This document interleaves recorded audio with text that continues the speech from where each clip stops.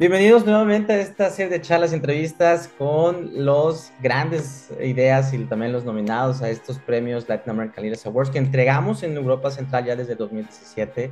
Aquellas ideas, aquellas causas que estén trabajando en desarrollo sostenible y también innovación social. Y bueno, hoy estamos felices de hablar con una de las autoras de esta nominación, que es a la causa de desigualdad, reducción de desigualdades, para ser más específico, con Viridiana Ríos. Es un honor y privilegio tenerte aquí, Viridiana, sobre todo porque hay muy pocas ideas y causas nominadas dentro de este objetivo principal, que es reducción de desigualdades. Entonces, primero, ¿quién eres y qué haces, Viridiana? Bueno, primero agradecerte por la entrevista, muy contenta de estar por aquí. Yo soy Viri Ríos, soy académica y también soy columnista. Escribo en El País, el diario español, y doy clases en los veranos en la Universidad de Harvard, en la Escuela de Verano de Harvard. Mis clases son típicamente de política pública.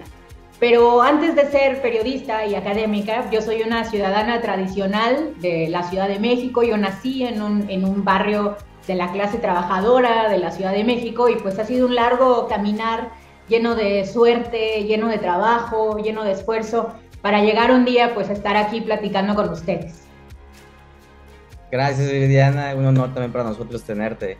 Y bueno, vámonos ahora al protagonista de esta entrevista, que es el libro No es Normal, que, si no estoy mal, ya lleva casi un poco más de un año y medio, desde que yo también tengo idea, pero platícanos exactamente qué es este libro, también cómo le pusiste ese nombre que se escucha muy atractivo, pero tal vez no explica tanto qué es.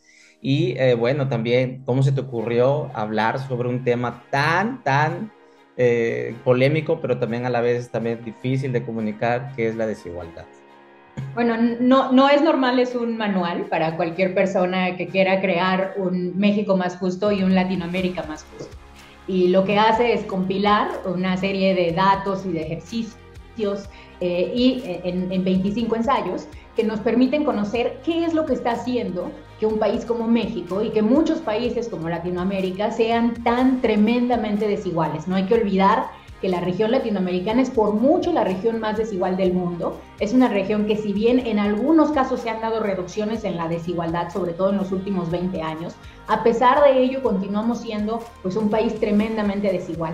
Así que no es normal, en realidad pues surge de eso, surge de ser una ciudadana latinoamericana normal que ha normalizado esta situación y que de pronto, gracias a pues mis propios estudios académicos, a mi periodismo, llego a la conclusión de que la manera en la que vivimos en esta región no es normal.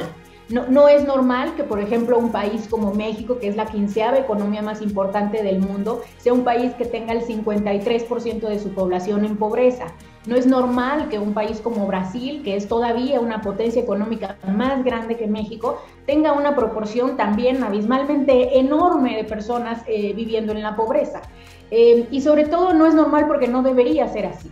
Lo que no es normal es también una apelación no solamente a la desnormalización de las injusticias, sino también pues un manual, como te decía, de acompañamiento para cualquier persona que esté determinada a crear una región latinoamericana más justa.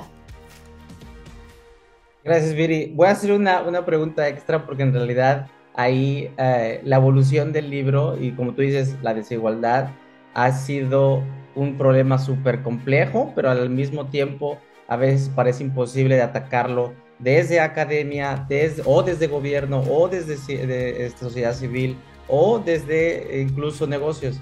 ¿Cuál crees que fue para ti esta forma de empezar a hablar sobre la desigualdad vía la academia? ¿Crees que tenía una mayor, o bueno, también el periodismo, crees que tenía una mayor ventaja hacerlo por ahí? ¿Por qué no te involucraste específicamente a, por ejemplo, ser una candidata, ir a política, a ir a un puesto de elección popular y hacer los cambios, o incluso activismo? ¿Cuál fue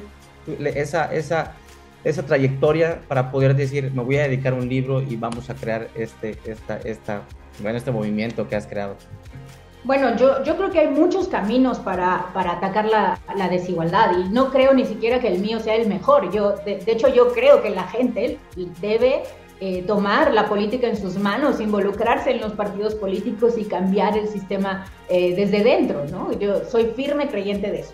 Pero creo que para llegar a ese momento, para llegar a un momento en el cual tengamos una nueva generación de políticos tomando la arena pública, el primer paso es desnormalizar las injusticias. De la misma forma en la que cualquier revolución siempre se ha hecho a partir del primer paso, que es darnos cuenta de que la situación en la que vivimos no es normal. Entonces yo concibo no es normal como un primer paso hacia una concientización de que cuando hablamos de desigualdad no estamos hablando solamente de una desigualdad, de la desigualdad económica, sino de múltiples desigualdades, ¿no? Y eso también es lo que hace que no es normal tenga 25 capítulos, que a lo largo de todo su caminar te va contando las distintas reglas del juego en distintos ámbitos que hacen que un país como México sea tan desigual. Y estas reglas no se deben solamente a la forma en la que hacemos negocios, se deben también a la forma en la que trabajamos, a la forma en la que pagamos impuestos, a la forma incluso en la cual discriminamos a las mujeres o a las personas que tienen tonos de piel más oscuros, a la falsa idea del mestizaje, que en realidad pues sí es cierto que somos mestizos, pero no es cierto que somos iguales.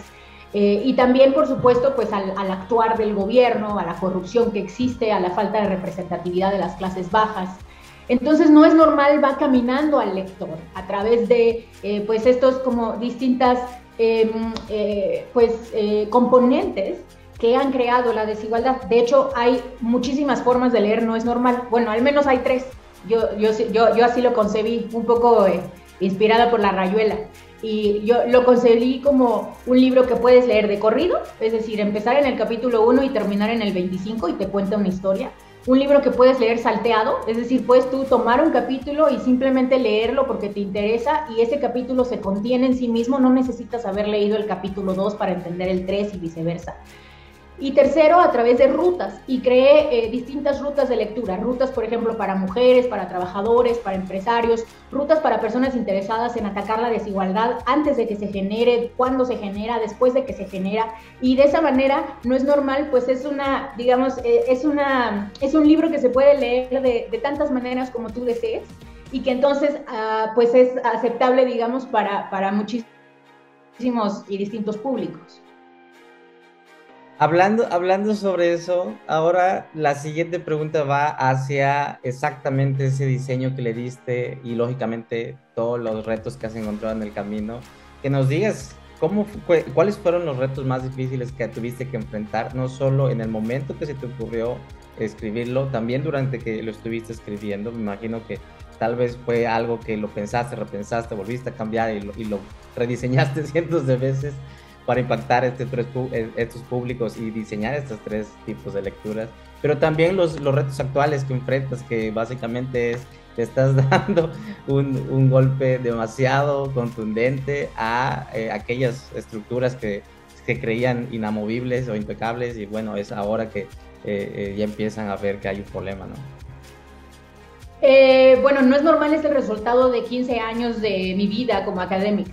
Entonces, yo lo considero la decantación de años y años de estudiar a mi país, a México, y en general a sus problemas que comparte muchos países de la región latinoamericana. De hecho, me ha sorprendido que a pesar de que mi libro es un caso sobre México, en realidad mis lectores de pronto son de Guatemala, de Colombia, de Brasil, de tantos países, y llegan y me dicen, lo mismo que tú describes en No es normal para México, existe en mi país. Entonces es un reflejo de todo lo que está sucediendo en la región. Yo te confieso que hubo capítulos que al terminar de escribirlos lloré, porque me di cuenta cuando terminé de leerlos que era devastador lo que estaba ahí puesto. Y aunque yo lo sabía, porque pues son mis datos, incluso todos los datos están disponibles para quien los quiera replicar en mi GitHub, aunque yo sabía que esto existía, el verlo plasmado de manera tan cruda, tan sucinta, porque traté de que todos los capítulos fueran muy cortos, son de 7, 8, 9 páginas, me movió, me tocó y me hizo reflexionar respecto a cuánto camino queda por andar. Y recuerdo, por ejemplo, con mucha nitidez cómo cuando escribí uno de los capítulos que se llama Eres tú, en donde describo la situación de violencia de género que existe en México, al final tengo un listado de mujeres que han sido asesinadas en feminicidios, un listado muy largo de mujeres con su edad. Y la última se llama como yo, se llama Viridiana y tiene 30 años. Y entonces me sacudió, porque dije, yo pude haber sido esa mujer, pero hoy soy en cambio la escritora que lo está haciendo y me sentí tremendamente privilegiada. Así que pues no es normal, es el resultado de haber tenido el privilegio de conglomerar esas ideas. ¿Que hay personas que se lo van a tomar mal? Sí, qué bueno, porque la situación no es normal. Y si tú te sientes muy cómodo viviendo en esta sociedad, entonces eres parte del problema. Creo que no es normal está hecho para generar incomodidades, pero sobre todo para generar esperanza. Generar esperanza de que esto es posible cambiarlo, de que no se necesita una revolución armada, de que hay reglas claras y concretas que podemos cambiar y que con ello avanzaríamos enormemente en crear un país y una serie de países más justos. Yo recuerdo que alguna vez yo llegué a pensar, como muchos jóvenes latinoamericanos, yo llegué a pensar, oye, sabes que pues la única solución es la guerrilla, ¿no? Yo creo que si yo hubiera nacido en Nicaragua probablemente me hubiera unido a la guerrilla. Y hoy no pienso lo mismo, hoy entiendo que de hecho son reglas muy concretas las que hay que cambiar y que es posible. Y todas esas reglas están depositadas, o bueno, un bosquejo de qué reglas podemos cambiar, están depositados en No es normal.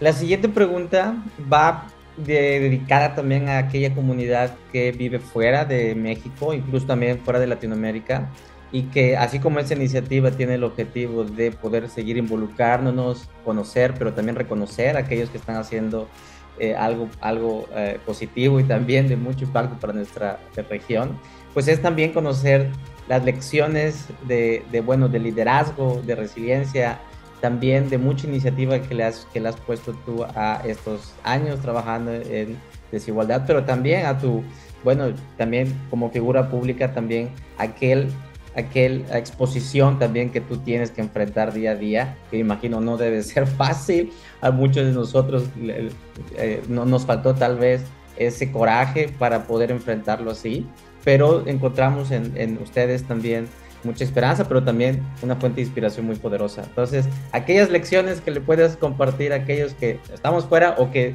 están siguiendo tus pasos y se sienten identificados contigo. Bueno, yo diría tres muy importantes. La primera es fracasa, porque si no estás fracasando es porque no estás intentando cosas suficientemente ambiciosas. Cuando yo hice No es normal, yo pensé que iba a ser un fracaso, porque era un libro que hablaba de temas tremendamente difíciles de entender. O sea, es un libro que al final del día habla de política fiscal, política laboral, pues gasto público, o sea, cosas así súper aburridas, ¿no? Y yo dije, nadie va a leer mi libro. Y bueno, traté obviamente, de hacerlo como para que fuera más leído, ¿no? Y contiene muchas historias y es muy rápido, ¿no? Y es como muy, pues trata de ser justo, muy rápido, ¿no? En dar el conocimiento. Pero yo pensé que iba a fracasar. Y dije, voy a dedicarle al menos un año de mi vida a este fracaso, porque creo que hay una probabilidad de éxito. Entonces, y bueno, y por cada éxito hay muchísimos fracasos. Entonces yo diría que la primera es no tenerle miedo al fracaso, al contrario, considerar al fracaso como una medalla de valor de haber intentado algo que era complicado. La segunda es, creo que hay que ser muy generoso, creo que hay que entender que estamos en los lugares en donde estamos gracias al apoyo de muchísimas instituciones públicas y privadas, personas, amigos, familia, incluso pues individuos que a veces hasta desconocemos, y creo que es muy importante ser generoso y entender que no hay un éxito individual, todos los éxitos son de una u otra manera colectivos. Y finalmente, pues me parece muy importante también el esfuerzo, ¿no? Ser constante. Yo tengo una rutina muy constante de trabajo, de aprendizaje, de búsqueda del conocimiento, y no es como que las grandes ideas te lleguen como se cayó la manzana del árbol y ya te diste cuenta que había gravedad. En realidad hay muchísimo trabajo detrás de cualquier idea creativa, y la creatividad es el resultado más que nada del esfuerzo. Gracias, Viri. Ya la última pregunta, y bueno, este es un mensaje final que también tiene como propósito poderlo compartir a aquellas personas que también vamos a estar reuniéndonos en este evento, que básicamente son la próxima generación de los tomadores de decisiones, ya sea del sector público y privado, y saber exactamente, pues, ¿Qué poder tiene esta causa de las desigualdades y qué tan también relevante es esta causa y que merece también la atención? Yo creo que es muy relevante, sin embargo, qué mejor un experto para que lo diga. Bueno, la desigualdad es importante porque con los niveles de desigualdad que tenemos es imposible reducir la pobreza, se reduce muchísimo nuestra capacidad para hacer crecer a la economía, se reduce nuestra capacidad para redistribuir los esfuerzos creados por la economía y se amplía la capacidad de un pequeño grupo para tomar la política en sus manos y para convertir las reglas del juego en reglas que los favorecen. De hecho, no es normal, es en realidad un compendio de reglas hechas para favorecer a las clases altas, a los poderosos y a quienes han heredado el poder. Y esas reglas se han creado en un país como México precisamente porque es un país tremendamente desigual. Entonces, hay múltiples razones para atender la desigualdad, pero la principal es que no nos permite avanzar como país. Gracias, Viridiana. Y bueno, un privilegio tenerte. Estamos muy inspirados por tu trabajo y bueno, también felices de que la causa de la desigualdad empiece a tomar vuelo con alguien como tú a la cabeza. Así que muchas felicidades. Y bueno,